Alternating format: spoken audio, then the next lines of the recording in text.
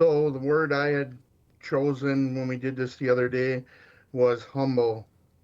And by being humble, realizing everything that we have in America that they don't have over in Nicaragua, and how much happier they are than we are over here in the United States.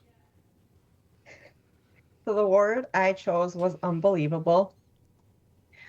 It's honestly really hard to describe everything I saw and felt. I feel like you would have to be there to understand. It is magical. Everyone is so lovable, welcoming. Like, I honestly don't have the words to 100% express what I felt. It was just amazing. The word I chose was thankful. For so many reasons on this trip. The community that we got to meet and be family with for a week, a team of 9 other coworkers that we got to really get to know and become great friends. For, by the end of this trip, um, it was an unexplainable trip, and just thankful that I was able to be a part of it.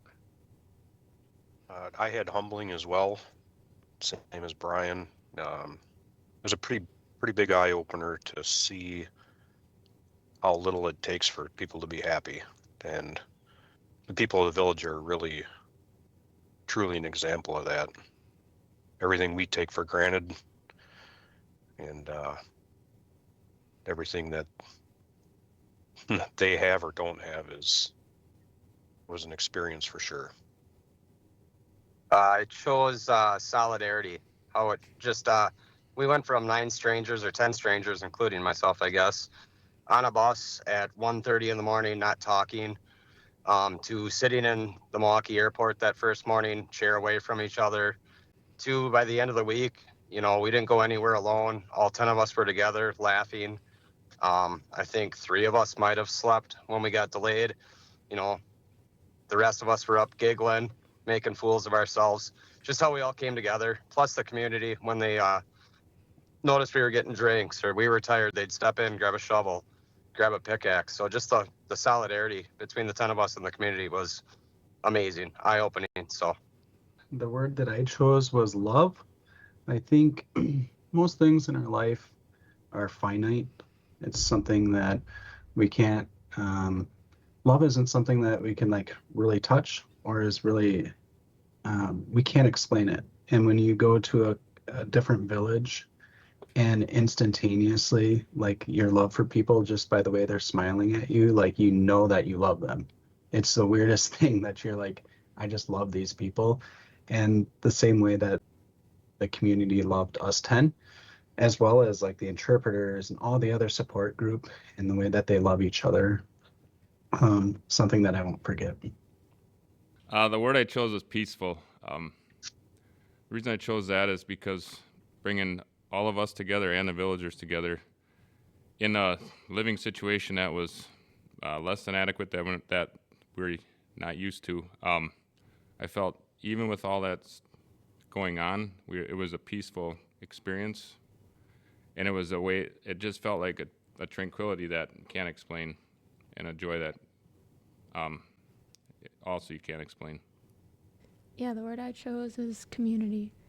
We had never met these people before. We were kind of outsiders coming into their village, and they immediately treated us like family. I felt like I was one of them, playing games with them, laughing with them. Even with the language barrier, you can connect with people. And that was just such like an amazing experience that I didn't expect. I think a great word would be impactful. It impacted all of us in different yet similar ways. I think it changed all of us. I know it for sure. It changed me. It changed my outlook on life. It changed so many different things about me. The culture, the people, the friendliness, the love, everything that they had to share with us and give to us was so much more than I think I gave to them. So yeah, impactful. I knew the 3 jobs. It was like building the structure, doing the electrical, or digging a trench. And I was like, you know what? It'd be cool if I knew some things about electrical. So I thought I was coming away with this experience with just learning how electrical worked a little bit more. But what I actually came away with, it kind of worked with my word community. It's just like a whole nother way that we can be living life that I never thought of before.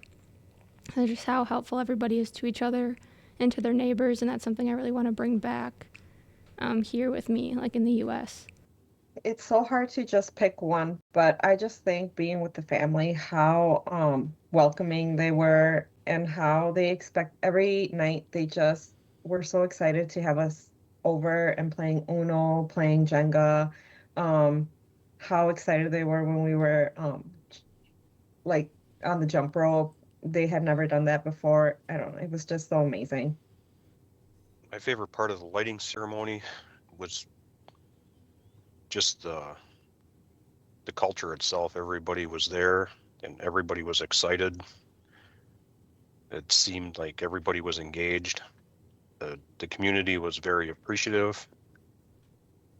It was neat to see the second piñata dance. It was in the dark. That was kind of nice. But just the appreciation on people's faces when the lights came on.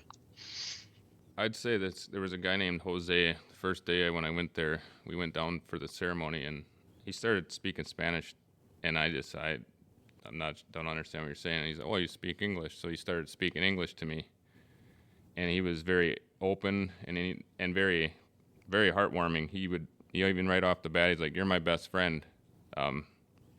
Just to think, he never really met me to say you're my best friend, and then I seen him throughout the time we were there in the village, and he'd come up and he would start teaching me how to speak Spanish. He'd say, "Repeat this after me."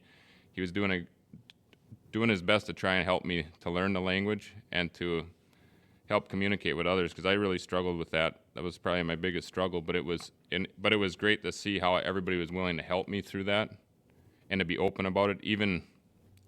Even people that didn't understand me, I felt like I was playing charades towards the end quite a bit, but they were very open and warming to this, just to take the time to be patient with me, and he did a good job of helping me through that. So I'd say, yeah, Jose.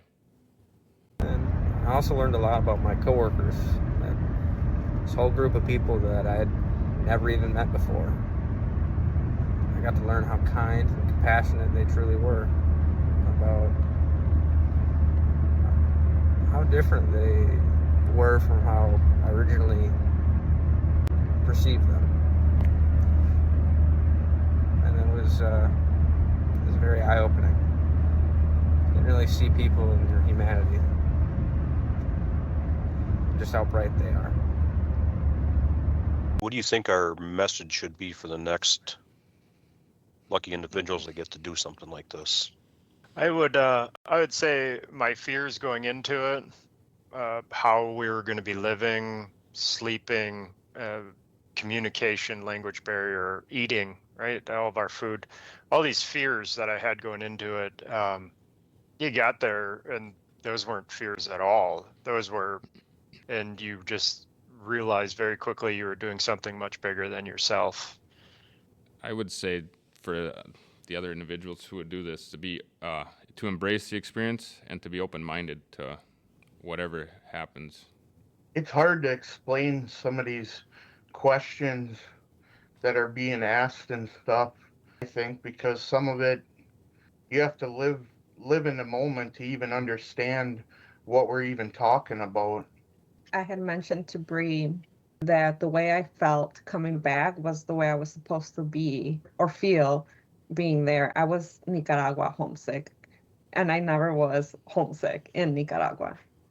I would say if you have it in your heart anywhere that this is weighing on your heart to go do, and there's any type of anxiety or fear to do it, if it's through Give Power and Tweak Garrett, they will take care of you.